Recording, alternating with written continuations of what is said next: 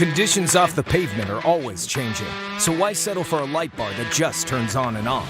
The Rigid Adapt is a revolutionary new light bar that will automatically select from 8 beam patterns that range from a widespread 90-degree flood to a 15-degree spot based on your vehicle's speed. Try that with your knockoff light bar. A dash-mounted controller allows the user to toggle between adaptive mode, beam patterns, and RGBW accent lighting. With Adapt, it's easier than ever to own the night.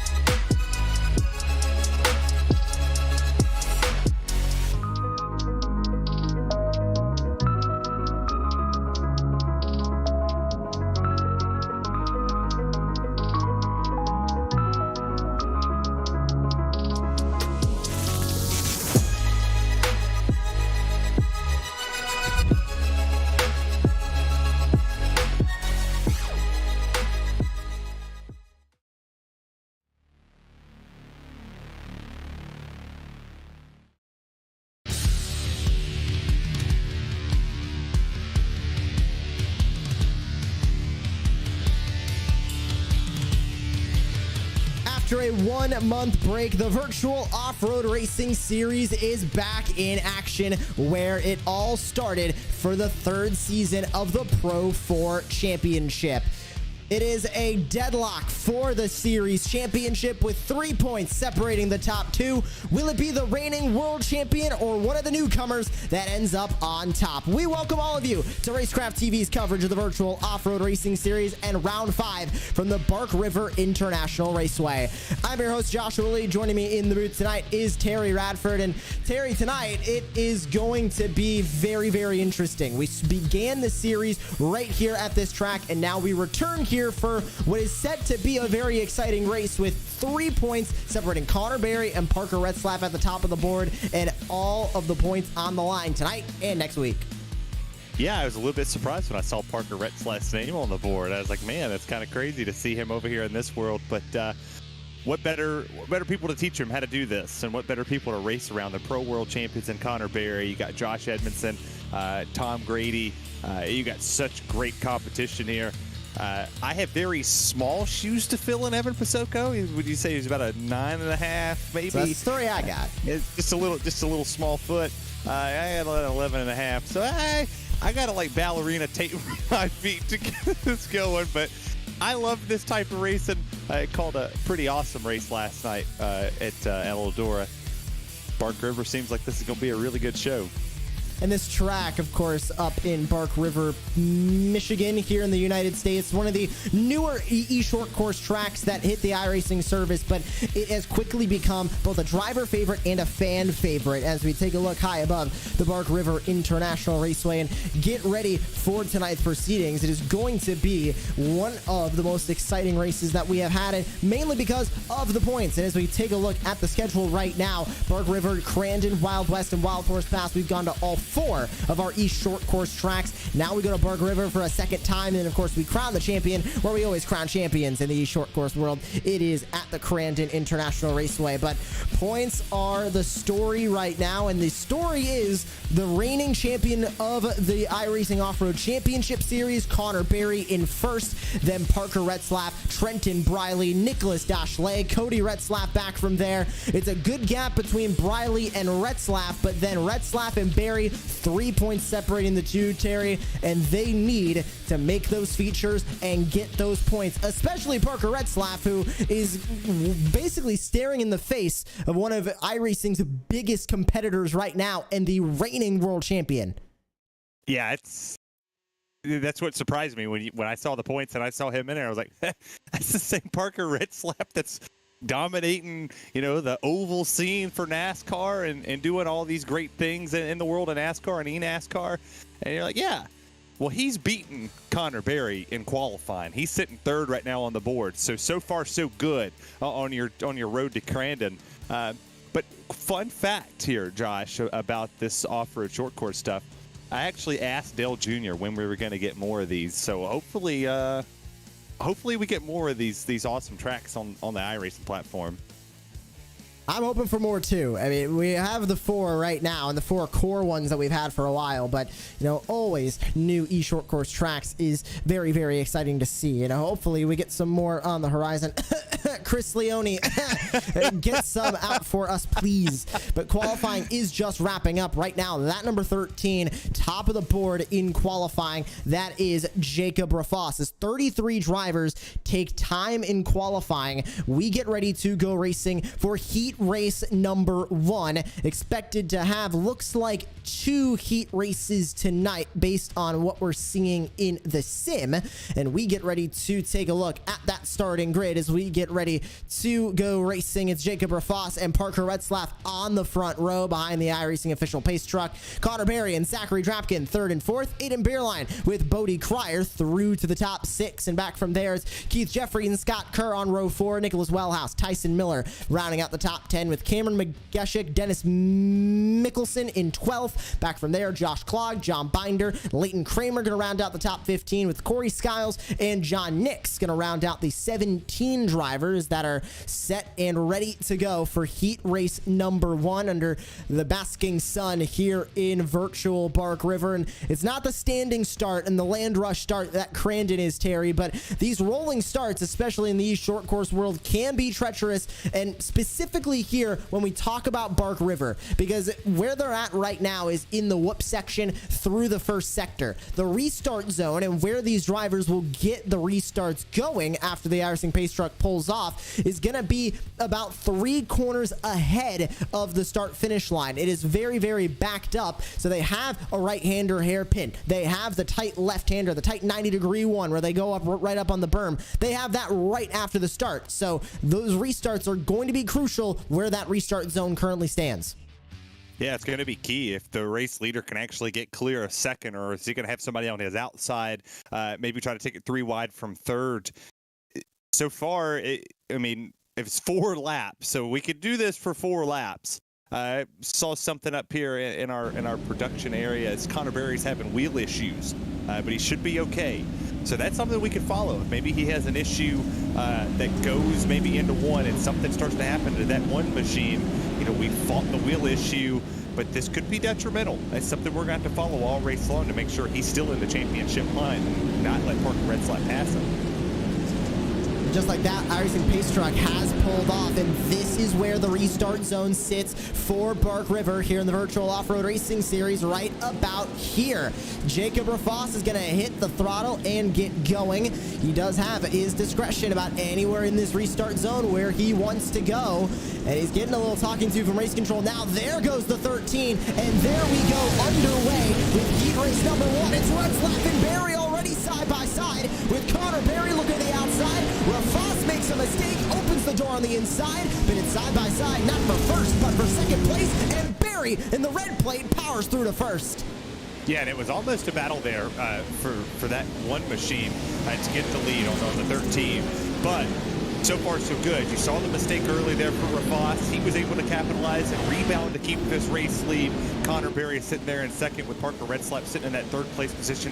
That fight's not over. They're going to continuously do a battle all race long. But interesting note on the restart, the 13er Rafos actually used every square inch of the track. He got in the grass. He got up on the berm a little bit. That allowed him to get some momentum, and he's using it so far so good. Here at Bark River, sometimes that's just what you have to do. A little bit of side-by-side. Further on back in the field, that's Scott Kerr in the 84 Nitro Circus Next Level Racing. White and red entry to the inside of Tyson Miller, famously known as the Terminator in the number 90. He's on the edge in the top 10. Only the top 4 will advance their way into the feature off of heat race number 1 as Jacob Rafos gets inches away from that inside wall, and Berry looks for the race lead. Zachary Drapkin currently holds that final transfer spot with Aiden Beerline about 2/10 back, looking for it as we go to lap 2. That red plate number 1 of Connor Berry is knocking on the door of Jacob Rafos, and as Rafos goes to wide a little bit off the exit of turn 1, here comes Berry to try and find a way through. Very difficult to do so in this opening sector here, Terry, especially with the all-wheel drive of these Pro 4s. You got to use that bumper, and you got to be bold if you want to make moves. Yeah, that's the one thing that Josh Edmondson and Connor Berry and a lot of these other drivers have taught me so far in this short course world. Is the bumpers don't be afraid to use them. Don't be afraid to move somebody out of that groove. I sit there and watched some film with Connor Berry about a week ago, and he was showing me how to get people out of the racing line. You see here on board with Parker Retzlaff, you see Berry and Rafat, that racing line. You can go just an inch underneath them, try to get a little bit more dirt, maybe use a little bit of the berm just to kind of push them up out of the groove. Not like the racing stock car stuff that you normally hear my voice on. You can kind of change that line and get some forward momentum and some forward bite in these trucks. And you see here, every inch all the way up against that wall they go to try to complete lap 2.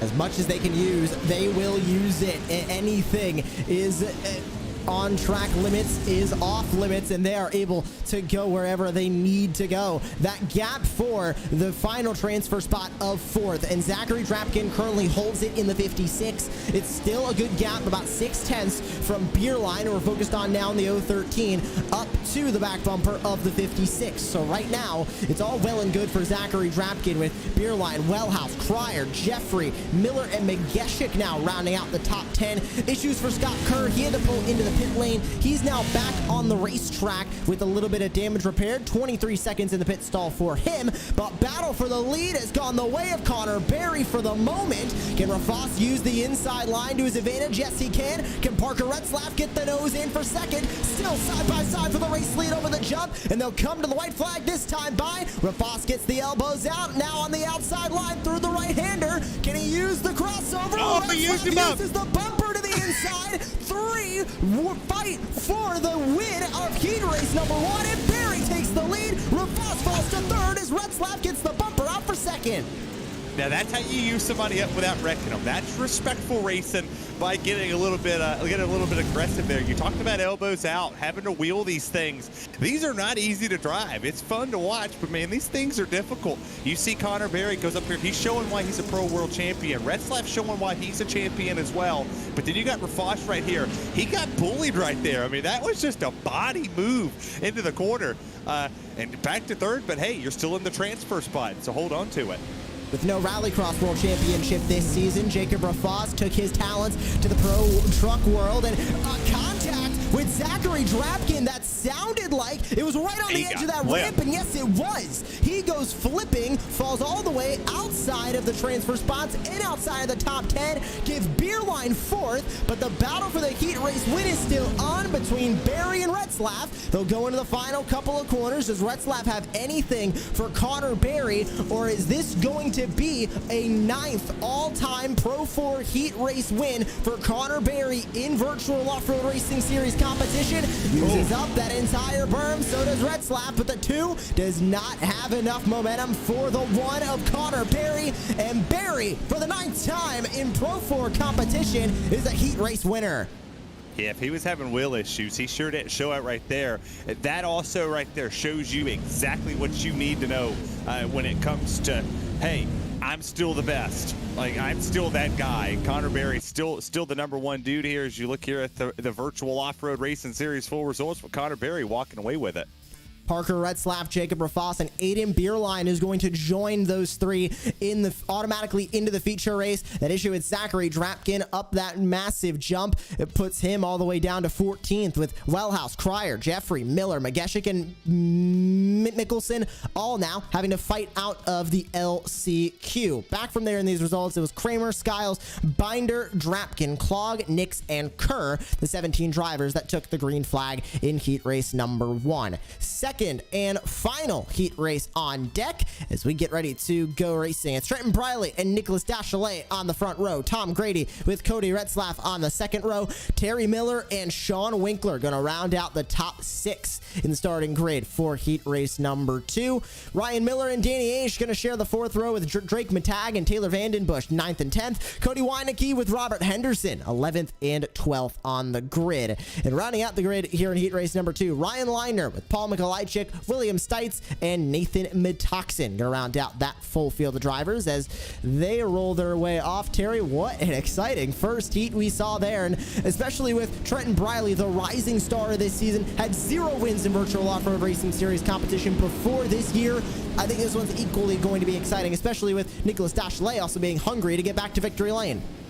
Yeah, it's a way to set the bar high, I can tell you that much. The first heat definitely showed some promise that this is a very racy racetrack. Yes, we saw people get bodied out of the groove. Yeah, we saw some contact get made. But hey, this is heat number 2, and there is a lot of good talent in this race as well. I expect to see a better race than what we saw in heat 1. Indeed, 16 very talented off-road drivers here in the virtual off-road racing series. They hit the restart zone. We are racing, and already caught sleeping at the line was Dashley. Briley goes to the lead, side by side for third. That is between Tom Grady and Cody Retzlaff. They use each other up, still side by side, as losing that spot will be Tom Grady. Retzlaff around the outside as the green flag comes out officially, crossing the start-finish line. It's Trenton Briley that is going to lead the field through the opening corner with Dashley, Retzlaff, Grady, and Terry Miller through the top 5. That whole sequence started with the 23 kind of sleeping there on that restart. When I say kind of, he did. He slept like crazy. It's kind of like he was taking a nap watching Barney or something, because Briley got a heck of a jump, and everybody else behind him didn't know what to do. Tom Grady and Cody Retzlaff just sit there and said, hey, if you don't want this spot, we're going to go in here and take it. And he played defense and shoved it down to the bottom and made them bottleneck up. And it just didn't stop. Everybody else just stayed side by side all the way through 1.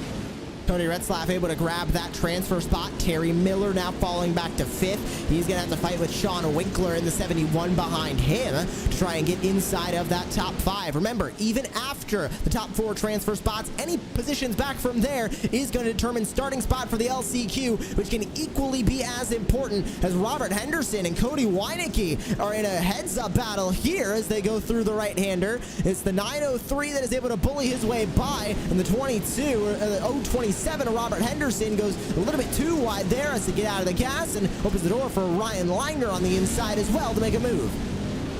Yeah, I mean, there's a lot of battles going on around this track. You see the outside starting to come in a little bit more. We didn't see that in heat race number 1. We mainly saw the inside work, but at the end, Connor made the outside go around, and then you saw Parker take it to the inside. He was able to get around, but we're starting to see more grooves start to become a factor here. You see the racetrack, I don't believe that it graded back down to its normalcy. I think we actually carried the track in. So these drivers are in a different, track than what they had in practice and what they had qualified. So now they got to find what groove makes it faster, and this is when your skill's really going to take advantage. And right now, Trenton Briley, he's showing a whole lot of talent and a whole lot of skill, but he's got the 23 starting to catch him. 4/10 is that gap, and we will have the same track that we started heat race number 1 with all the way through to the end of feature race number 1. Then we'll have to go into a brand new session, brand new independent qualifying as well for feature race number 2 with the same 16 drivers that we get out of the heat race number 1, 2, and the 2 LCQs that we are going to see in this session. So with that second feature, it'll have its own track state, but as we run now in this server, we will keep this track state all the way through the end of the feature. Paul Mikolajczyk with an issue. He goes 1 lap down and is now about a minute into his cycle in the pit lane. Not sure what happened to him. We'll maybe be able to find out here in just a moment as the battle for the lead gets closer and closer. We'll see if we can find out what happened to Paul Mikolajczyk. It looks like it was a little bit of a side-by-side moment gone wrong. Here's the replay into the guardrail, hops up and over, and gets Tony Hawk stuck, and that's going to be a tow right back to the pit lane. And that's what normally happens to me.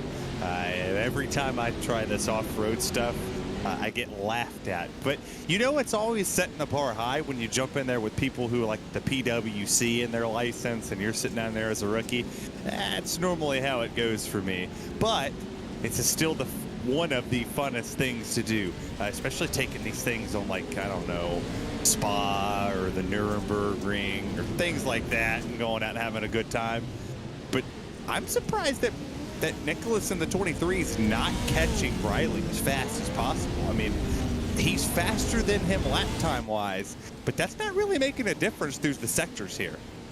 He still is good into the feature with that second place finish. Not sure if he wants to maybe chance getting wrecked out in a pass here, but we'll see what he can do with still about a half a lap to go. Tom Grady and Cody Retzlaff also well and away pretty safe inside the top four. Terry Miller right now with an 8/10 gap, not expecting the 940 to make up enough time to get to the back bumper of the 525 to get that fourth spot. But Dashley is close, about 3/10 now. We'll lose a bit of time through the left-hander as they both actually go out a little bit wide, but last couple of corners here as Drake Matag and Danny Aish go fighting for 8th. This is the battle for the heat race number 2 win, and through the final 2 corners here from virtual Bark River, checkered flag flies, and it will be Trenton Briley that is going to pull away to the tune of about a half second over the 23 of Nicholas Dashley, and the rigid number 17 goes to victory lane for heat race number 2. And we'll start on the outside of the front row. It's Grady and it's Retzlaff by about 2/10 that's going to get that transfer.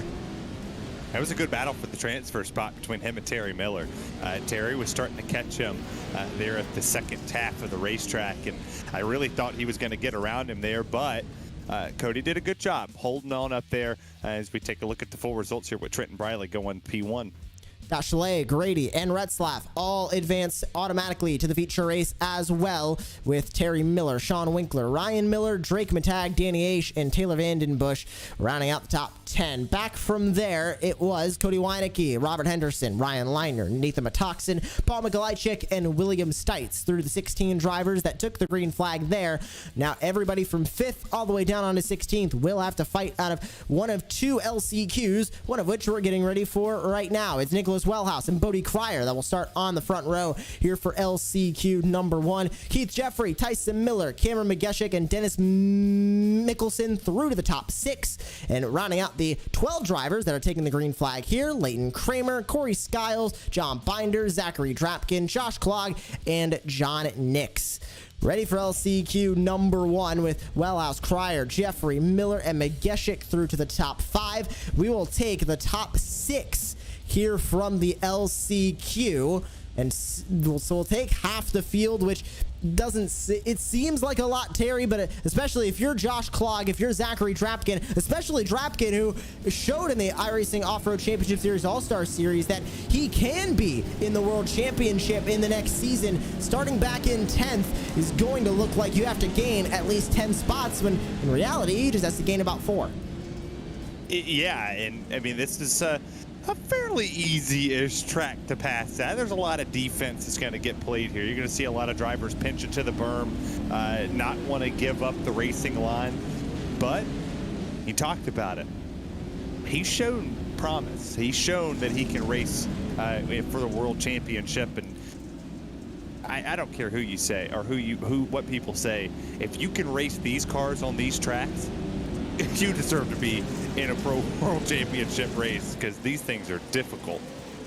They hit the restart zone. We are underway for LCQ1, and already contact in the back, 4 wide as they all fight their way through the restart zone. It's Wellhouse that is going to get away to the lead. Keith Jeffrey with an amazing start moves his way up and into second place in that number 88, and they'll take the official green flag now. Up and over the start finish line, contact behind, and up and into the air goes Corey Skiles, but he saves it.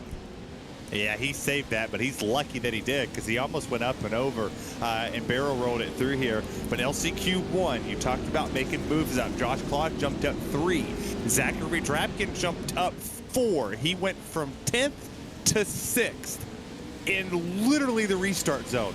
The moment Wellhouse took off, Drapkin said, hey, I'm gonna rip this outside. He took it. Now he sits P6. He has an opportunity to go up here and get 5th, and there he goes. He's going to take P5 on the bottom. He actually moved him up out of the way, so Miller moved him back. Here we go. We're bodying again, going to the corner. That's Zachary Drapkin now up and into the transfer spots of P6. He gained 4 spots in less than 1 lap here in the opener of LCQ1. But to the inside, Dennis Mickelson in the 978 gets the elbows out and gets that spot for the transfer. Now Drapkin get up to fight back. It's contact again as Drapkin looks to the inside. They're fighting for a spot in the feature. Still 3 to go when they come across the start-finish line, but Drapkin gets the transfer spot back as they go over the jump. It's going to be an impressive battle to watch the entire time. For the 4 laps that we have, and these races go by fairly quick, so you have to make these moves. And if you're Mickelson and Drapkin, well, that was your chance. I think with Mickelson here, he's got Clog right behind him. Unless he's able to send it in and get a good run into the corner and maybe get just a little bit of a fender out under him to basically move him up out of that racetrack without harming his truck as well, I think his chance is over because Drapkin's just been so much faster, so much more consistent here over the lap. I'm kind of looking to maybe see if Drapkin's going to go up here and contend with Miller. He is inside of those transfers, but Dennis Mickelson, the 978, is not done. That green, black, and white number 978 wants that transfer spot. He'll have 2 laps to try and get it, but look behind. Josh Clog is knocking on his door to get closer to a transfer spot. Has not been the best season for Josh Clog. It has not been since the opening season of the Pro 4 Championship, since he has gotten any wins, and his only win is 1 LCQ. He's trying to advance into the feature and continue on in this season, the Virtual Off-Road Racing Series Pro 4 Championship. But as of right now, he sits in 8th with still a good gap to the 978 in front and an even greater gap to the 56 that holds the transfer. 3/10 for the race lead. It's Wellhouse and Jeffrey, as Keith Jeffrey is looking for his first or his second LCQ win of all time and his second of the season. Yeah, this battle heating up here for the race lead. We'll go back to what we said in Heat 2. You don't want to put yourself in a bad situation. You're in a transfer spot. You know, ride this out. Sit here, be patient. I know this is for a starting position in the feature. No sense in wrecking each other. Wellhouse and Jeffrey's doing a good job just holding on here. They've gapped them. I mean, they've gapped back to Cryer. No sense in fighting this too much, but that Heatwave 88 really has some forward bite off the exit of the corner. You see him right there. He's backing it up, going as low as possible and swinging it out. Just using, I mean, every square inch of this dirt. This is impressive. White flag for LCQ1 is up in the air. It's Wellhouse and Jeffrey fighting for the win. Drapkin and Mickelson fighting for the transfer. It's 2/10 that is separating the transfer gap. 4/10 separating your lead gap. The Heatwave visual number 88 trying to get by Wellhouse in the 29, but with half a lap to go, he's going to need a big send down to the inside. They'll work their way up and over the big jump for one final time in LCQ1. And Wellhouse is trying to lock himself into the feature and lock himself away for a P9 starting spot as the 29 works his way through the final left-hander, sweeping left-hander, I should say, at the Bark River International Raceway. The battle for the transfer not going the way of Drapkin anymore, as moving him out of the way, Dennis Mickelson in the 978, they touch in the air, and the 978 is going to get the transfer. Drapkin cattywampus at the exit of the jump. He goes 3 wide to the inside. This is the battle for the transfer as Clog gets in it. Now joining its John Binder, Drapkin will get the 6th spot, and Nicholas Wellhouse is going to win the LCQ. And Clog is just passed for 6th as well, putting Drapkin to 7th, and Drapkin is out of the LCQ. Clog into the feature. If we go back 2 corners before we hit the finish here, Mickelson sailed it in. Here we go. So we'll see it. We'll see it here in a second. Mickelson went full steam ahead and popped him one, and just took it. Got him out of the way, slowed him down. Oh my.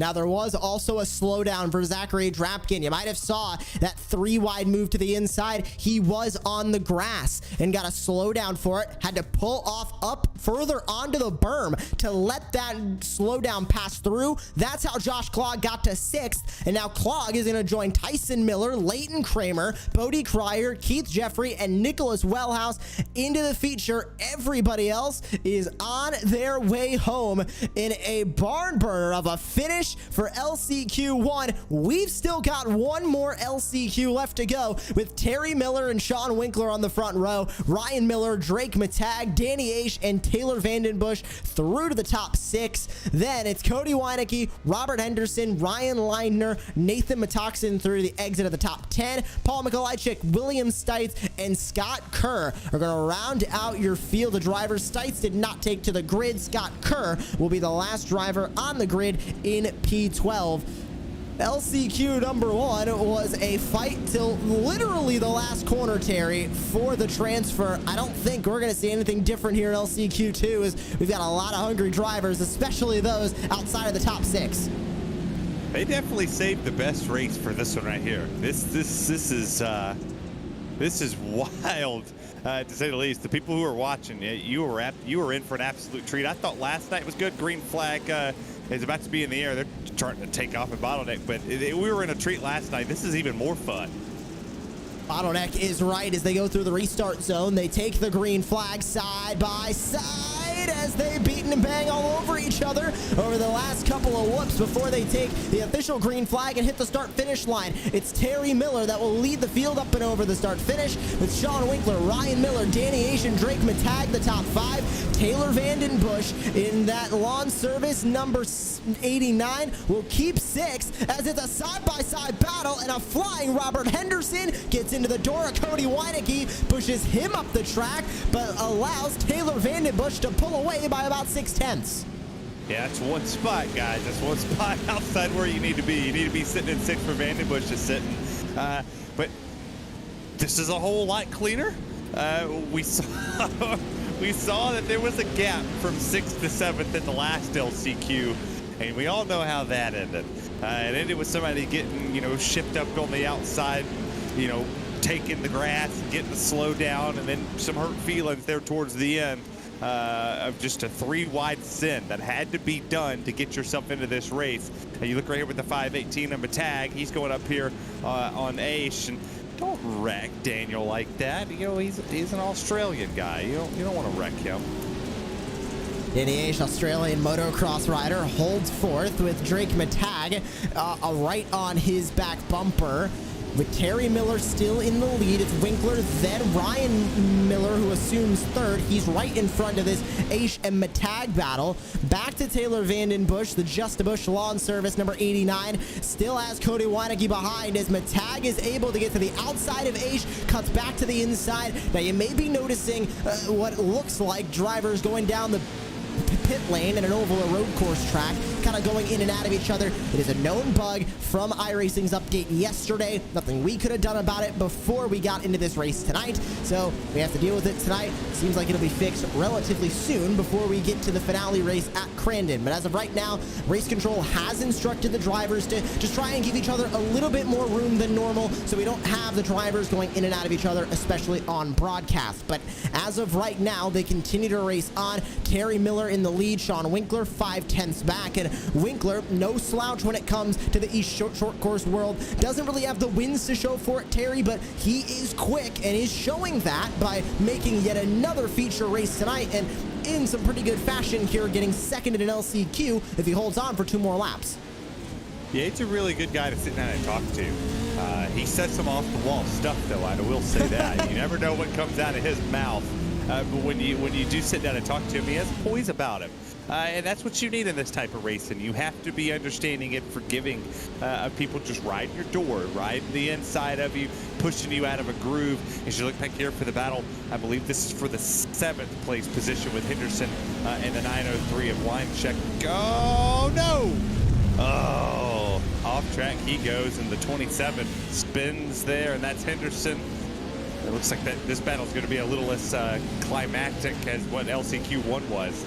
Henderson up on 2 wheels, doing a signature bicycle as he went through that corner. Unfortunately, no style points being given here. All that matters is speed, and he will have to tow it right back to the pit lane and unfortunately now be out of this race. Terry Miller and Sean Winkler the top two. Miller and Matag have not let each other go. Matag went from Danny Aish right to the back bumper of Ryan Miller and has been glued to it ever since, and now white flag comes out this time by one final lap of LCQ number 2, and it's Ryan Miller in third, Drake Matag in fourth. And like you mentioned, Terry, not that much of a battle for the transfer, but getting cattywampus is Taylor Vandenbush and ends up back on all four. That could have been bad, and that could have opened the door for Cody Weinecke, but he still has a 5/10 gap. Hey, you better calm down here, as that gap is getting pretty close. So Weinecke's starting to catch in here, that 903. He had a really big send right there.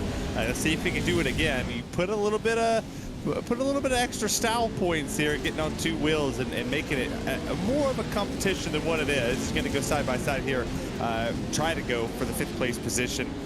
I don't see, unless we get a full send here from the 903, much competition. Is actually, I lied, they're right there.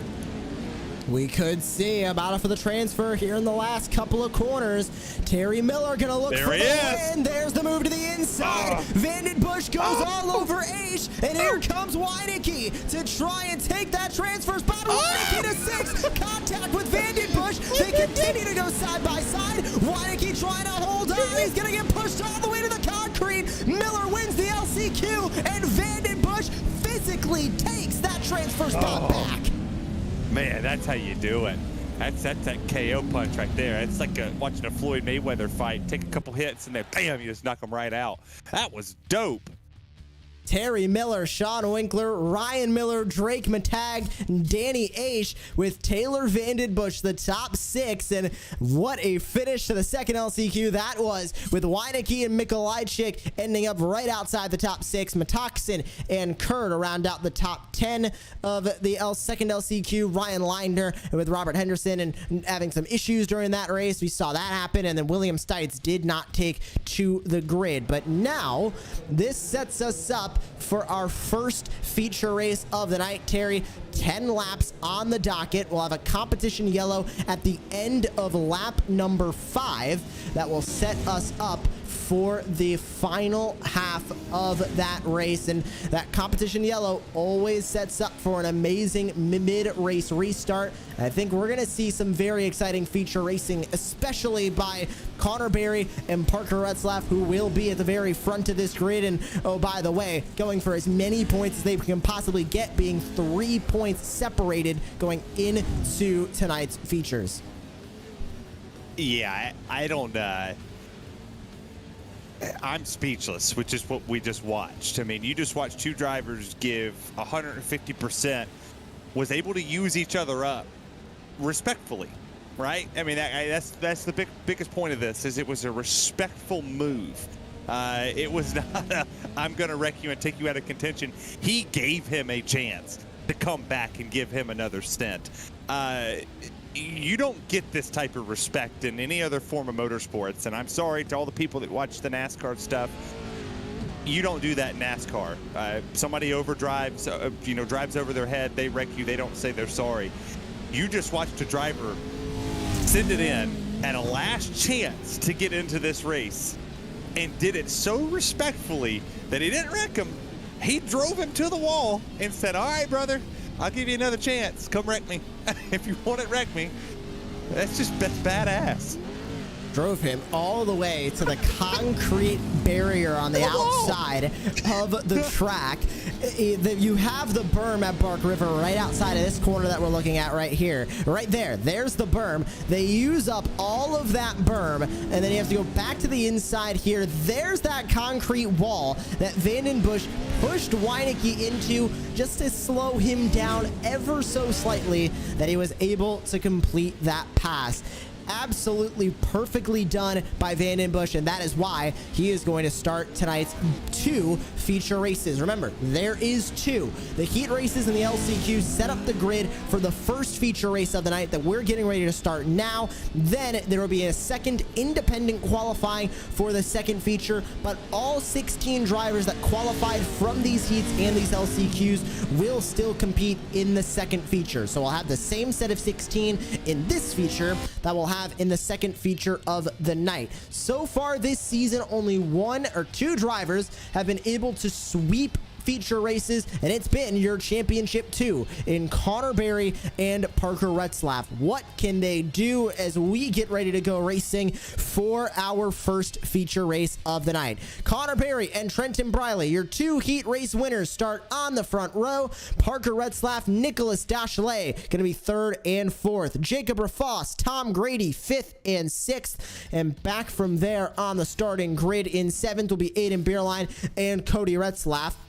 Rounding out the drivers that qualified in through the heats, that's Nicholas Wellhouse and Terry Miller, your 2 LCQ winners, 9th and 10th. Keith Jeffrey and Sean Winkler going to round out the top 12. Bodie Cryer, Ryan Miller, Leighton Kramer, Drake Matag, Tyson Miller, and Danny Aish through to the end of the top 18, with Josh Clogg and Taylor Vandenbush in a wild way for both of them to get into the feature. We'll start at the tail end of the starting grid in P19 and 20. So 20 drivers in the first heat, in the first feature, 20 drivers in the second and final feature of the night. And as they roll off, Terry, Berry and Retzlaff on the inside lane, 1st and 3rd. I don't think Retzlaff is going to be careful with how he does this start. I think it's going to be very physical, and that's kind of what he has to do. He has to make up 3 points, 3 whole spots on Connor Berry. He needs to pass him and then hope Berry has an issue and loses spots on top of that. They just need to turn some Olivia Newton-John on and just let's get physical, and just start bodying people. I mean, we're going to do it. I mean, you got Matt Hartley out there said send it, Dan. Hey, just send it, my guy. Just absolutely send it, because you got 5 lap competition caution. Let's roll, man. They hit the restart zone. We are racing for feature race number 1. It's already 3 wide for 3rd. That's Briley on the outside. That gets touched by Nicholas Dachelet. Jacob Rafoss is all over the place in the mid-pack. They continue to fight as they go over the whip section. Does anybody run into issues? Yes, they do. The 518. That's Drake Matag. Up and over, but Connor Berry leads us across the start-finish line. And feature race number 1 is clean and green across the stripe. And they continue to fight now with Retzlaff, Briley, Dachelet, and Grady through to the top 5. Winkler and Kramer side by side as Leighton Kramer loses a couple of spots over the opening jump. But at the front, now 6/10 to the race lead, it's Connor Berry. Ain't too sure if it was clean and green there. We watched Patag get flipped upside down. He did land it, though, on all 4 wheels. He's still moving, riding along back there in the back of this pack. But, yeah, Berry pulls out here. Retzlaff gets around Briley. And I was very intrigued to see from Heat 1 and Heat 2 what we were going to see, because the top 4 all separated themselves from 3rd. So if you go back to Grady and Rafoss, they were separated from all the rest of the competition. So this top 4 really has a lot of skill and a lot of speed that you're going to see. And you see they're all 4 together, and then you got to look just a little bit there further back to find Grady. Lap 1 so far so good. We'll see if we can keep this green all the way, or well, keep it clean all the way to the end. Josh Clogg, Taylor Vandenbush, and a little bit of a fight back for P17. But this battle for the race lead is very, very important. It's not just important for tonight's feature race. It is also incredibly important in the story of the championship. Coming into tonight, Parker Retzlaff, 3 points behind Connor Berry. Might not sound like a lot, but especially with how the points format works out here in the virtual off-road racing series, that basically means that, yes, Parker Retzlaff can beat Connor Berry. That's already going to be a challenge. But on top of that, he is going to need to hope that Connor Berry then loses spots on top of it. The points format that we are using here in the virtual off-road racing series is the traditional off-road trucks points format. Qualifying does come into play. Connor Berry having a better qualifying effort than Parker Retzlaff, ends up gaining a couple of more points back. Then each spot is 2 points. So Barry will need to get, or Parker Retzlaff will need to pass Barry, then hope that Trenton Briley also passes Barry, or that Barry has some sort of issue, loses more spots than that, so he can't just rely on himself. He needs Connor Barry to slip up, something that he rarely does. Let's go back to what we talked about at the top of the show. He's also having wheel issues. That was a topic of concern, that we could potentially see Connor Barry slip off the pace a tad bit as we go on board with the one machine. If that was to come into play, not saying it will, but if it does, that's a bit. After technical difficulties tried to bring us down, we're back for the remainder of feature race number 1. We are just coming off the heels of the competition yellow, top 5, pretty much exactly how we left it. Connor Barry, Parker Retzlaff, Trenton Briley, Nicholas Dashley, and Tom Grady currently the top 5, and we are back underway for what is set to be an exciting end to this feature here, Terry, with Barry pulling away. Dashley trying all he can now to get back to the back bumper of the world champion and take this feature race win. Yeah, the race has been so damn electric, it broke your power. So if you aren't watching and people aren't tuning in, send the link to your friends, because clearly this has been good. I mean, you didn't miss a whole lot. You only missed 2 laps, so all is well with the world. Is a nice little flicker there of ATVO. Now we know what you're running. Your secrets aren't hiding anymore. Connor Barry takes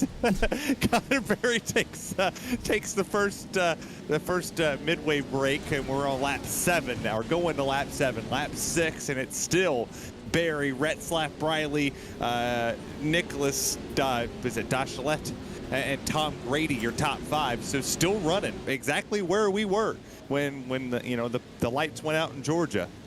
Well, the lights went out in actually South Florida, but Reba reference, close come enough. on, Reba reference, Josh. I know, I'm just saying. I had to correct you a little bit, but I do you. as we work on getting everything now back running, as we currently stand, like we mentioned, Connor Barry in the race lead right now, and he is slipping up a little bit. Parker Retzlaff is there. He does have an opportunity to walk away with yet another feature race win. Interesting to note, in this season of the Pro 4 Championship, Connor Barry has swept feature races in a single night twice. Parker Retzlaff has only been able to do it once.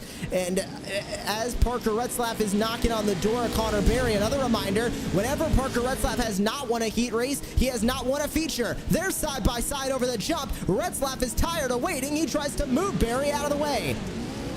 I mean, that's the way you're going to have to do it. You're going to have to go out of there and you've got to make him respect what line you want to take. There's no more Mr. Nice Guy here. You've got 3 laps to go. You're coming to 2. You have to go up here and establish some type of control of this race, something you have not done so far here. It has been the Connor Barry show. You have to take it from him. And, I mean, you got this time, and then you have the feature number 2. He's going to have to go out here and make it work. And here he goes to the inside. He's going to try to use the fender, and he's not there. 2 laps remaining. Parker Retzlaff looking for a feature race win, and one that he has not gotten too many of. This has been an amazing season for Parker Retzlaff as we have gone through the 2nd season of Pro 4 action, but he has swept feature races once. At Wild West Motorsports Park, he was able to do so. The last time he split feature races was with Connor Barry back here at Bark River. It was Connor Barry that won the first feature, and then Parker Retzlaff won the second feature race. These two have been the only 2 drivers to win features the entire season, and as they fight on with 2 to go, Retzlaff is trying to win his first feature race of the night and continue with what he has done once before at Wild West, which is win feature race number 1, then win feature race number 2, and he looks to the inside of Barry for the race win. Yeah, he got right there to his inside. Thought he was going to make it stick, but he gave him a lot more room than I thought he would. That's a lot of respect. And Parker Retzlaff's known in the community for being one of the most respectful racers out there, whether he's racing a truck, Pro 4, NASCAR, whatever he's doing. He's very, very respectful. And the same thing with Connor Barry. You could go ask anybody in the community. They might not know him personally, but when you say the name Connor Berry, they say respectful and very fast. And these two, cream rises to the top. Only ones to win this season. Here they are battling for the feature win number 1. And it's going to be another nail biter. Connor Berry pulls away to about 5/10. Is that all the world champion is going to need to walk away with this feature race win? These 20 will go fighting in a second feature race with its own independent points as well. This is not going to spell the best running for Parker Retzlaff. He's going to have a lot of work to do through the second feature if he wants to keep his championship hopes for Crandon alive. But in the first feature race of the night here from virtual Bark River, the world champion is going to go for another sweep. He did it at Crandon, he did it at Wild Horse Pass, and he's looking to do it here at Bark River through the final corner, and the night begins amazing for Connor Berry. The red plate is in victory lane for feature race 1. Yeah, minus the electricity going so high. Are you sure you're not close to the rock down there? You know, like the most electrifying man in sports entertainment. Maybe he raised the elbow and maybe the eyebrow and shut the electricity off. But this was great racing. This was phenomenal racing across the board. And I'll do you one since you know your voice there. Connor Berry takes the win. Parker Retzlaff, Tristan Briley, Nicholas Stoschlat, Tom Grady, Cody Retzlaff, Keith Jeffrey, Aiden Bierlin, yeah, Sean Winkler, Ryan Miller. Top 10 here. And that will conclude the first feature race of the night. Now remember, we still have one more left to go, but Terry, we do have a little bit of time to fill, and I do see him peeking around in the waiting room. So I'd say, why don't we go ahead and speak to Parker Retzlaff? Floor is yours, Terry. Second place finish in the feature race for Parker. You're standing by. Parker, what's up, man? How's it going? Well, I'm doing all right. I get to, you know, sit here in a nice comfy chair with some pajama pants on. What you got going on? I don't know. I mean, not a big fan of this race, I can tell you that much. What did you need? I guess I'll ask you a racing question. What did you need there in this race to get past Connor Berry? I mean, I had him pass twice if we could hit each other, but you know, our cars are all ghosting through each other, so I'm not really sure why we're even racing tonight. That's a good point. You know, the known thing that's going on with racing here. But okay, let's talk the cars here. So you're going through, and it's obviously a ghost feature that's happening in these cars, a bug that iRacing's addressed. But say we had the normal Pro 4s that we normally see in the off-road series, and you were able to go up and shove him out of the way. You did pass him. I was watching. You got past him twice. But raw speed-wise, did you think you could just drive around him?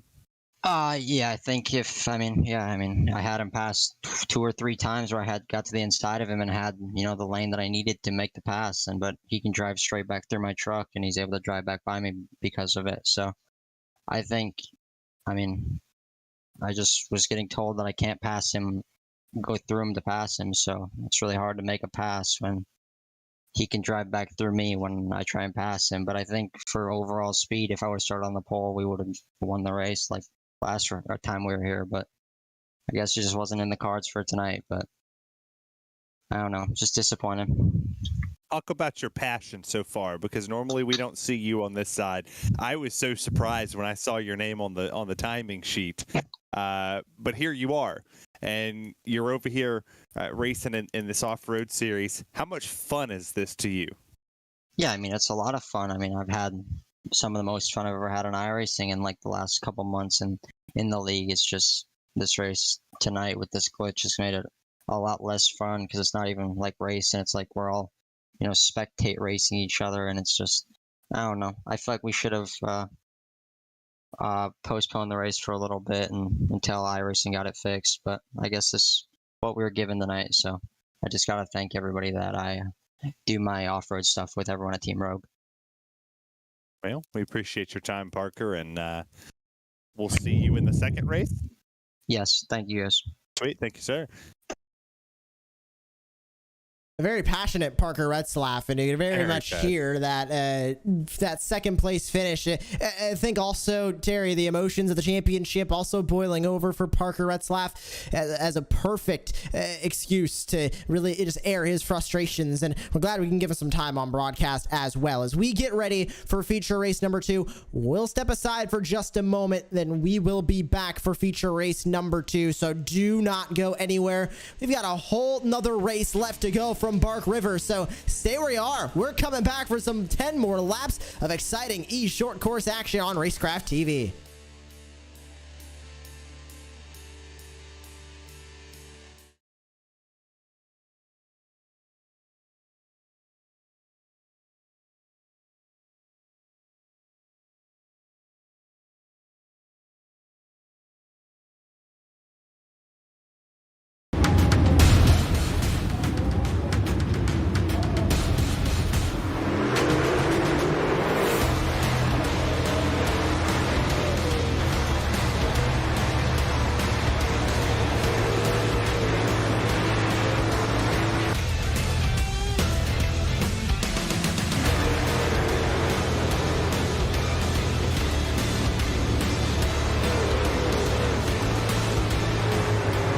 UMP Modified DLC pack also features the Federated Auto Parts Raceway and I-55 and will be available for digital purchase on the PlayStation and Xbox stores this month.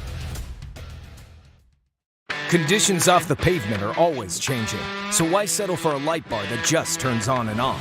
The Rigid Adapt is a revolutionary new light bar that will automatically select from 8 beam patterns that range from a widespread 90-degree flood to a 15-degree spot based on your vehicle's speed. Try that with your knockoff light bar.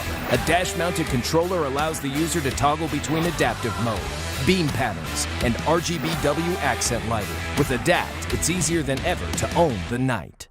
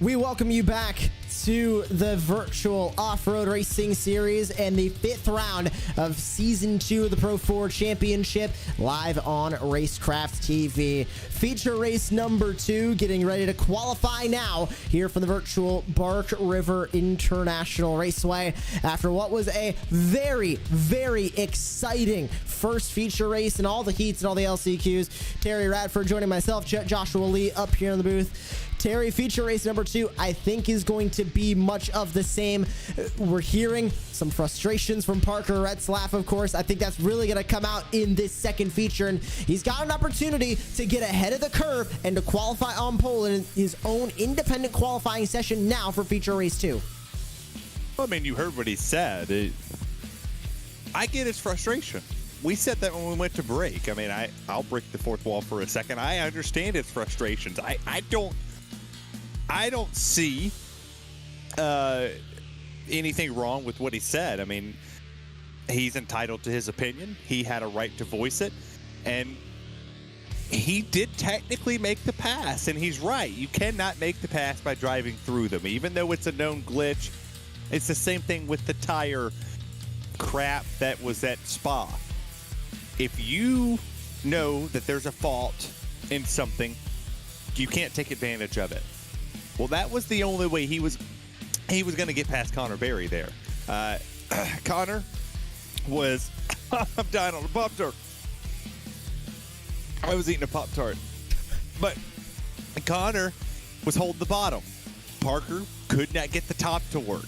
I'm almost died on that one. But now he sets his own destiny. He said, if I won the pole, if I was on the pole, he had the race won. All right, put your money where your mouth is. Back it up. Win the pole. If you don't win the pole, everything you just said turns into nothing. Like, everything you come out here and said, well, you got your opportunity. Now you have to go take it. And this is his chance. And right now, he's sitting second.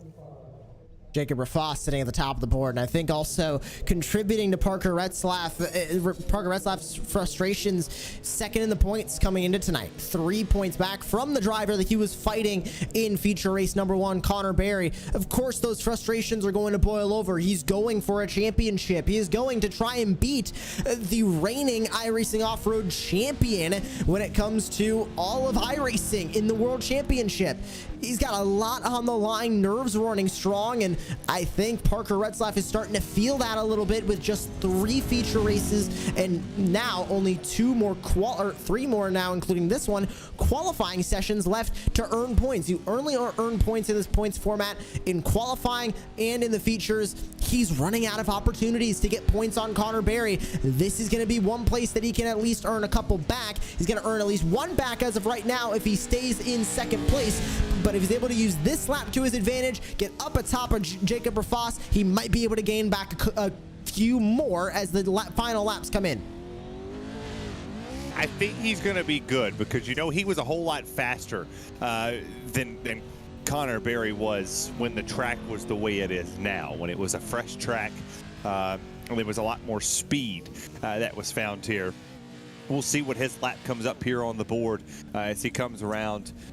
So far, he looks to be tracking pretty well. I'm sitting here kind of watching and tracking his time as he comes through the final couple corners.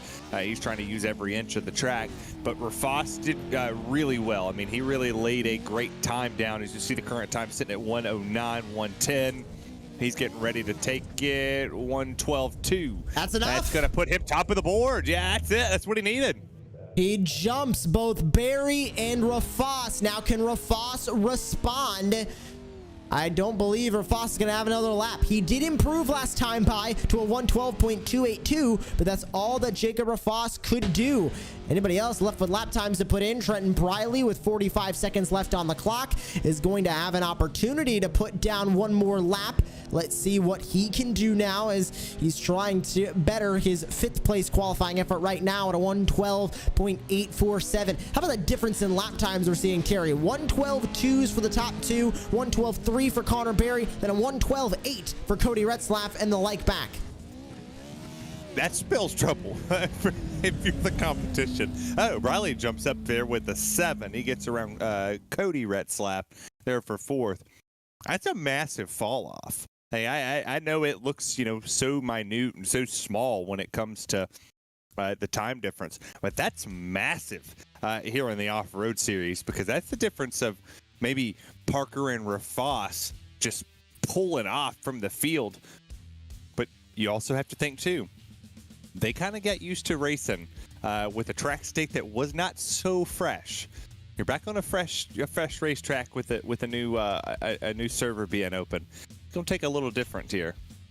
Let's take a look at the starting grid for feature race number 2 as Parker Retzlaff gets ready to try and put his money where his mouth is on the pole for feature race number 2. Jacob Raffoss in second. Connor Berry, who won the opening feature race, starts 3rd. Trenton Briley 4th. Cody Retzlaff will start 5th, with Tom Grady starting in P6. Nicholas Dachelet, Aiden Bierlein, Terry Miller, and Sean Winkler are going to round out the top 10. Keith Jeffrey and Bodie Cryer are going to be rounding out the 6th row, with Tyson Miller, Taylor Vandenbush, Danny Aish, Josh Clogg through to the top 16. Drake Matag, Nicholas Wellhouse, Ryan Miller, and Leighton Kramer going to be the final 2 drivers on the grid. It's going to be 20 drivers that will take the green flag here for the final feature race of the night. And Terry, this is setting up pretty much exactly how we saw the first time we were here at Bark River. It was Connor Berry that won feature race number 1. Then immediately Parker Retzlaff came back and one-upped him, winning feature race number 2. It's looking like that might be the same thing tonight, but Connor Berry is coming off of winning both feature races in a single night at Wild Horse Pass last month. Well, I would imagine if Parker Retzlaff took just how pissed off he was in the interview and put that into driving here, I'm going to take Kim by over a mile. I'm going to take Kim. He's going to be close to lapping the field because, I mean, he was mad, and you could just hear the frustration in his voice. I think this is going to be fun, but it's going to also come down to what Trenton Briley is going to do. I think he's the wild card sitting there in that 4th position. He was only about a 0.2 away from Connor Berry's time and 0.3 away from Parker and Rafat. So we'll wait to find out. We'll drop this green flag and see who's got it. Can Parker Retzlaff get the second feature race win of the night? They go green through the restart zone, and already they're banging on each other as Dashley gets into the side of look to be Tom Grady. Rafas to the inside of Barry, looking for second. He'll lose out on that spot. Around the outside, here comes Trenton Briley for the final spot on the podium. Green flag goes in the air, and Parker Retzlaff leads him across the first opening 2 jumps, but Connor Berry, the red plate number 1, is right on his back bumper already as they work their way through the opening sector. Well, Retzlaff said if he had the pole, if he had the control of this race, he could win it. Well, now you got Connor Berry, who just won feature race number 1 on your bumper. Do it. Go win. He has the speed, he has the know-how, he has the capabilities to go up here and win. He's pulling him just a tad bit, a little bit of a close here. But back to, I mean, there's racing for first, there's racing from 3rd on to 6th. All of these drivers now have somewhat of a feel of how they can race around each other. And Greg Johnson, appreciate that. Josh Lee does rock. You know who else rocks? Trenton Briley, the rising star of this season, as he's to the inside of Cody Retzlaff, going to gain that spot back to 4th, exactly where he started. Dashley and Retzlaff now going to fight for that 5th spot, but it's the other Retzlaff and Parker that is pulling away at the front, now to about 7/10. That'll go down to about 5 as they work their way over the first jump and put the opening lap behind us. Still a long way to go, plus a competition yellow at the end of lap 5 in this race. Working their way through the field, of course, Cody Retzlaff at the edge of the top 5. Closest gap back from this lead is actually way back here in this small 3-truck pack. This is Tyson Miller, Drake Matag, and Danny Aish, as Danny Aish gives a hip check to Drake Matag to shove him out of the way. This is the battle for 15th as you see this field snake their way on through. The battle for the lead is on as Barry was within 3/10 up and over the whip section. He looks to try and get by the O2. No avenue yet. Where's he going to try and take it? He's going to have to take it quick, because I think I'm going to go back to what what the O2 said. He got the pole, and he's driving very, very angrily, and he's doing a good job. I mean, just take a look. He's pulling him in sectors that he needs to pull him in. He's going fast where he needs to go fast. He's using every square inch of the racetrack. He's going out there, taking the bumps, taking the hills, and just playing great offense and defense, just doing everything right. Now, obviously, we're getting close to the caution, the mandatory midway caution there, but it's going down, but it's not going down much. I mean, he's gapping him in your higher speed sections and your stability sections of this racetrack where you actually have to be in control but out of control at the same time, if that makes sense. But I don't know, man. This is a little less anticlimactic than what I thought it would be. I thought that these two would be side by side damn near the entire race. Terry, they call that controlled chaos in my part of the motorsports world. Being in control but out of control. Controlled chaos. You know, add that to your vocabulary with cattywampus. You gotta put that one in there too. I was eating a Pop-Tart, by the way. Shout out to Pop-Tart. for being awesome. That was a really good strawberry tart. With a great race, you know, that goes hand in hand, like an ice cream sandwich. Or, you know, if anybody's looking for a date, I know some people. And like you mentioned, Terry, not what you just mentioned, but what you mentioned a couple moments ago with kind of being anticlimactic right now, this gap for the race lead being about 0.6 is still one of the closest battles in this race. So you can go back to battle for 7th between Grady and Cryer. This is about 0.5 separating these two, but then you can see Rafas and Barry at about a 7:10 gap now, and then Connor Barry to Parker Retzlaff at about 0.6. Everybody kind of spreading their way out here in the second feature. I'm wondering, Terry, if all the contact, all the, you know, ghosting glitches that we've seen tonight maybe scared these drivers a little bit into kind of being more focused on qualifying instead of being so focused on the race here. Of course, at the end of this next lap, lap 5, we'll have a competition yellow that'll bunch this field back up, and who knows what we're going to see on the restart and the run to the checkered flag at the end of 10 laps. But I think right now these drivers are kind of taking into the hot lap nature of just kind of running their laps, running their race, seeing what happens leading up to the competition yellow, then maybe trying to go for a few moves. You bring up that's a great point. I mean, that's absolutely great, of the fact that you talked about, yeah, that the glitch where you cannot make contact. You heard it with what Retzlaff said. He moved him, and he did. If there was contact to be able to be made at that moment, he could do it. He absolutely moved him. I mean, he got around him, but the admin told him no. You're not going to make that move. You're not going to drive right through somebody in the ghosting glitch that is happening. Shout out to iRacing for at least recognizing it and fixing it here, but you can't do it. You know, that advantage that you would have just to drive in there and drive through somebody as a ghost, it made him focus. But look at this lead that he stretched here. It was over 1.2 seconds. And it's staying in that second range. Maybe I was right. Parker by a mile.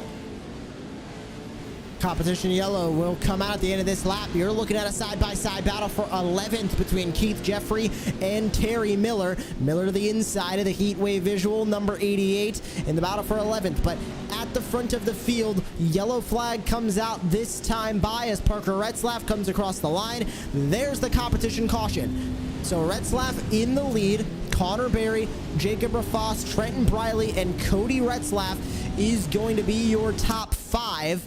And they'll slow down to a pace speed. We won't have the pace truck come out on the track, but we will have this lap at pace speed by Parker Retzlaff leading and pacing the field.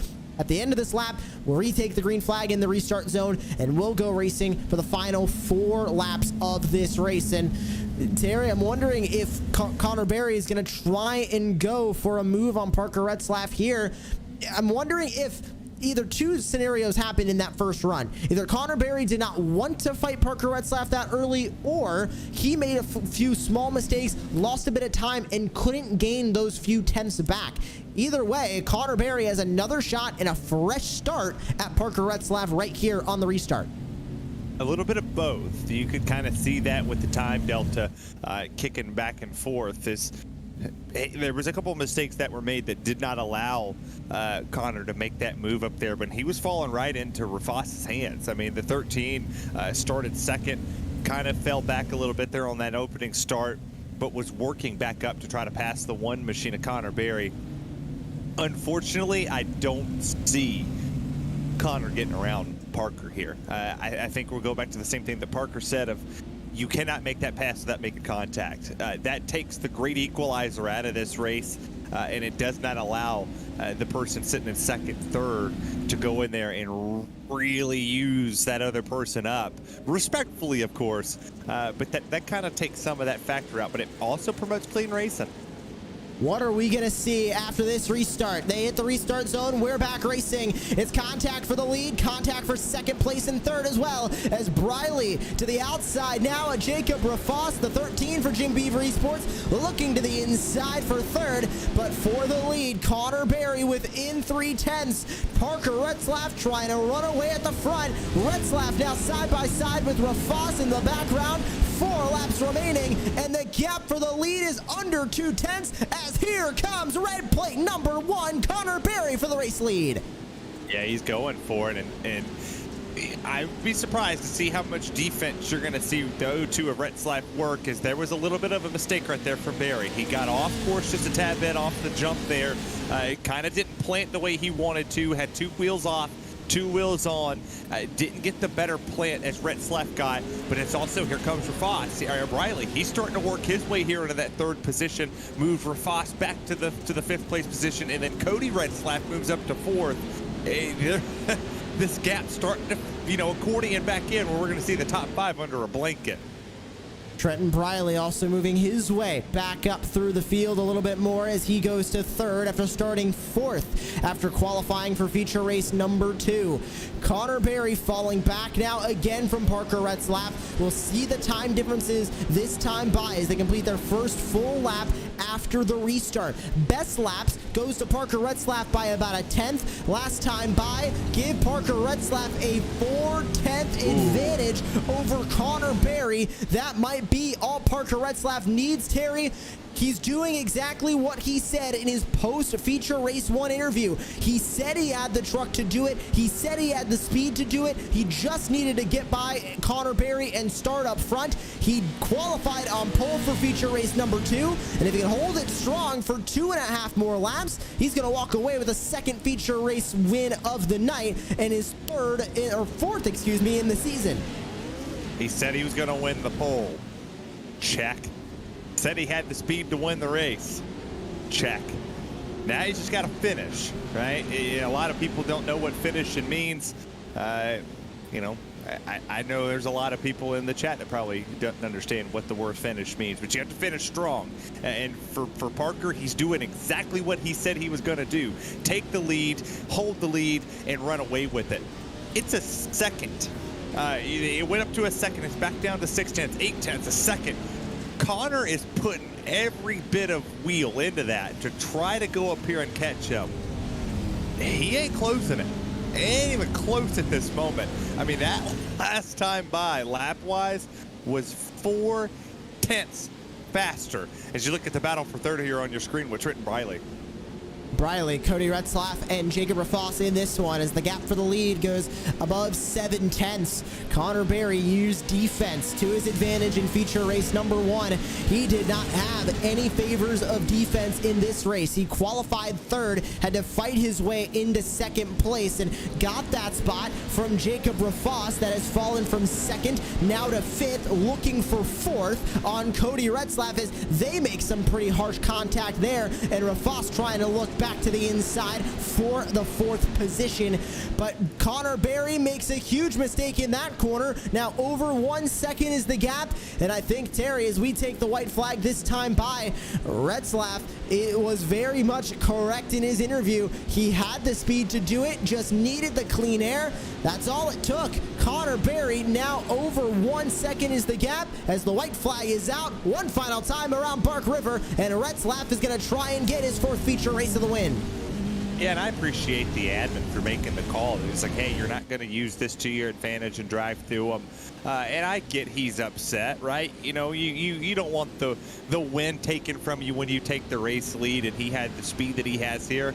But kudos to the admins for sticking to their guns and saying, hey, look, we're still going to race this because we owe it to the broadcast. We owe it to the fans that like to watch. We owe it to the drivers to not postpone this race just because of something. You change your driving style.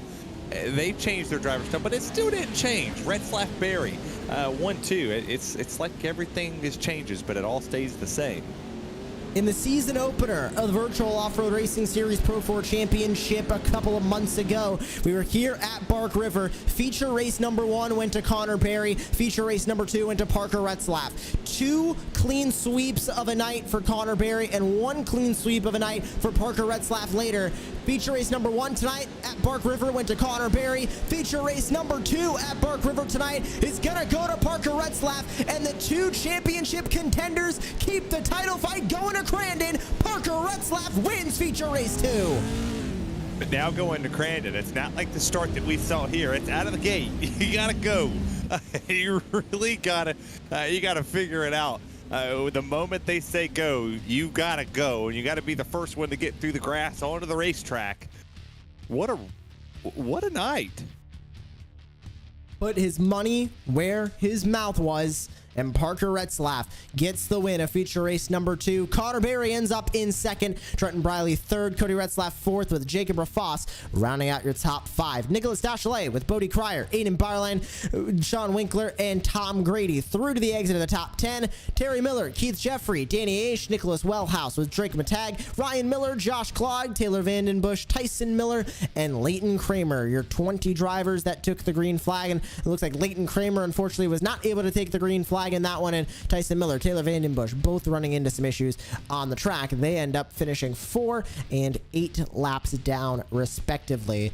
At the end of an exciting 2 races here from iRacing's virtual Park River, Terry, we continue the championship fight on to Crandon, and with only 3 points separating both of them coming into this race, and then Connor Berry losing a couple of points in qualifying and then losing 2 more there. Depending on what happened in the first qualifying session and the first feature, this could be a closer title fight and could even be a flipped title fight as we get ready to go racing in 1 week's time. Yeah, at least it won't go into a runoff, and we won't have a tie points one. We'll have a determined winner when we finish Crandon. It's going to come down to execution. Qualifying, you're going to have to qualify up front. You're going to have to go out and capitalize in the race as well. If you have a poor qualifying spot, you have to make up those spots real quick. You can't fall behind the 8 ball, especially against Connor. You have to be on your game, and tonight Parker was. So 50-50 between the two, and it's like a heavyweight title fight. You really don't know which one's going to walk out on top. Well, as we continue our coverage here from the Bark River International Raceway, we enter the post-race show talking with the driver that we spoke with at the end of the first feature race of the night. It's Parker Retzlaff. And Parker, you called your shot. You said you had the truck to beat, and then you go out there in feature race number 2, qualify on the pole, and then lead every single lap to the finish. Congratulations on your 4th feature race win of the season.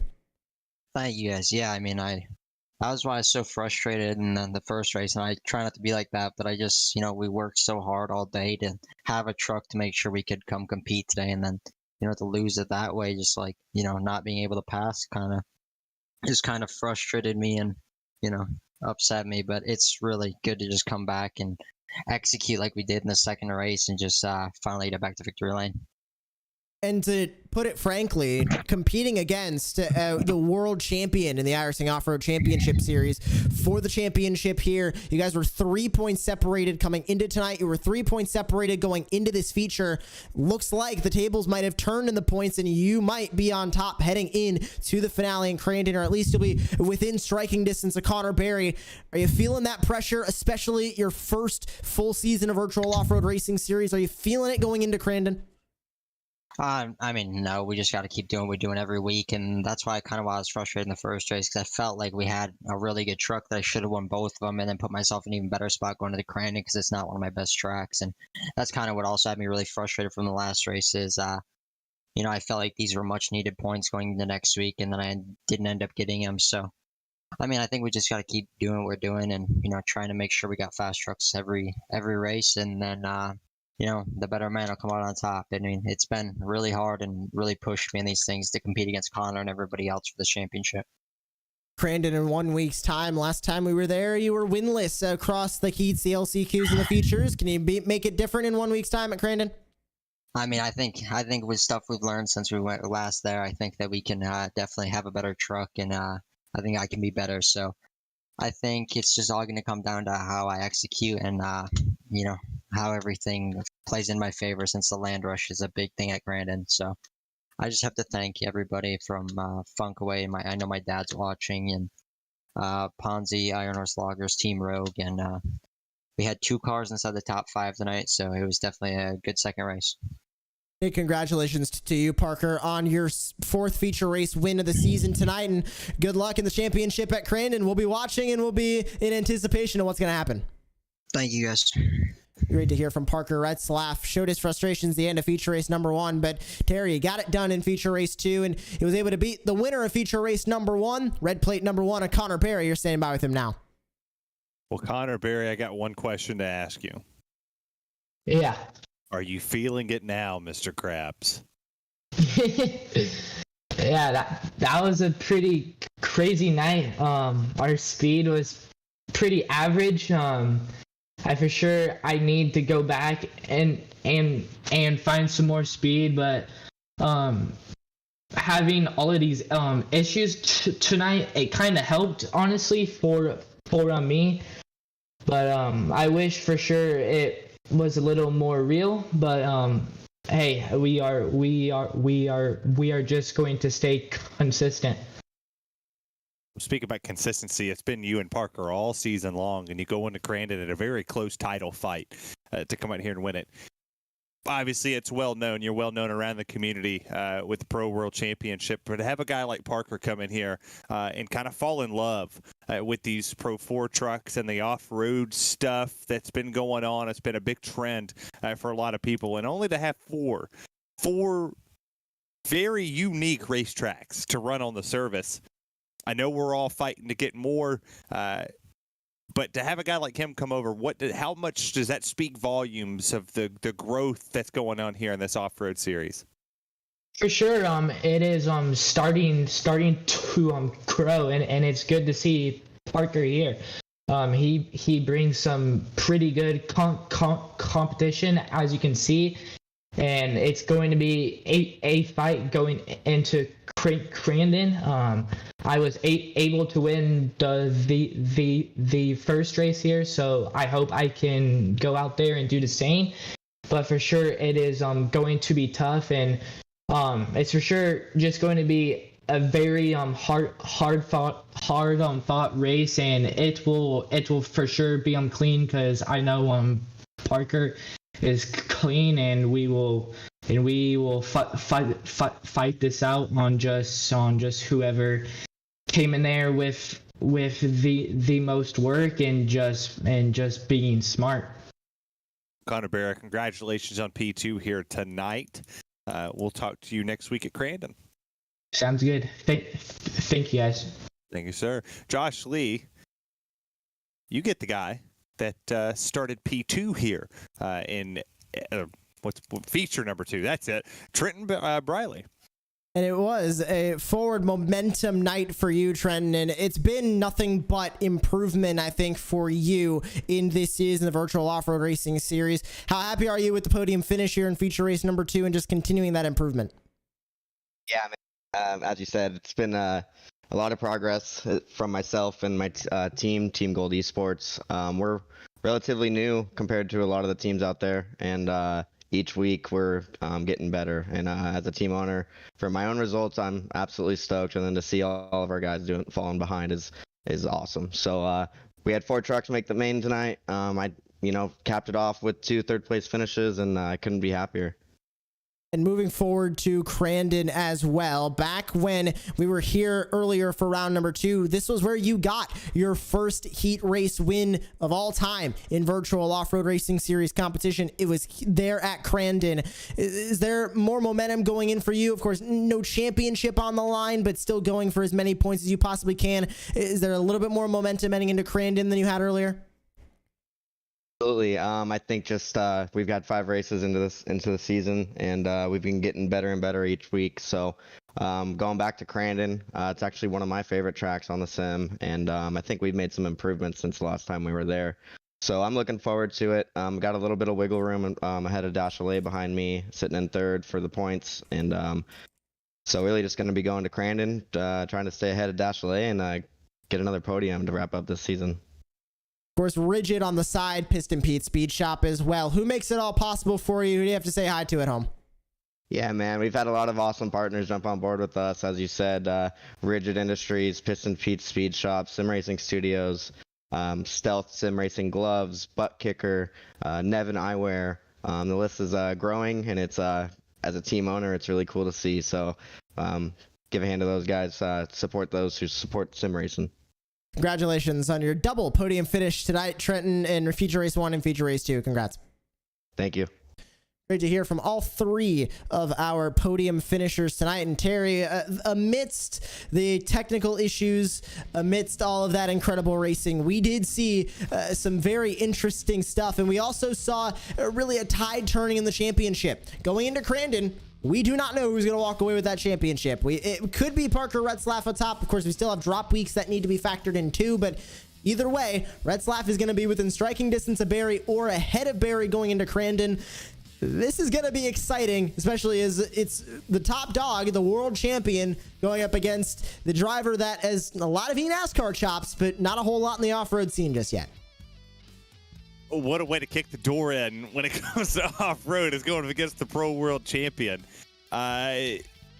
So far, so good. It's been a great season. Now, next week at Crandon, you're going to see two people go for a title fight, but you're also going to see people going for a race win. Nobody else has won. I mean, you see here round 6 next week at 9 Eastern for Crandon, and you know, a good little promo to throw out there too. If anybody watching who wants to get into iRacing, they're doing a holiday sale, 50% off new members. You get a chance to come in here and race with pro world champions from NASCAR and their off-road series. What a wonderful time to be on iRacing. And we hope that you'll join us either in the sim or right here on broadcast for Racecraft TV's coverage of the virtual off-road racing series and the 6th and final round of the Pro 4 Championship live from iRacing's virtual Crandon International Raceway. That'll be December the 14th at 9 p.m. Eastern. On behalf of our entire team of the virtual off-road racing series and here at Racecraft TV, and for my colleague in the booth tonight, Terry Radford, my name is Joshua Lee, and we thank you for joining us for all of the action tonight from virtual Bark River. It's going to be an interesting championship fight going to Crandon in 1 week's time. Could it be Retzlaff? Could it be Barry? We'll find out after 2 more feature races and 2 more qualifying efforts. 4 total opportunities for more points to go to the board. It's Retzlaff versus Barry in 1 week for the championship.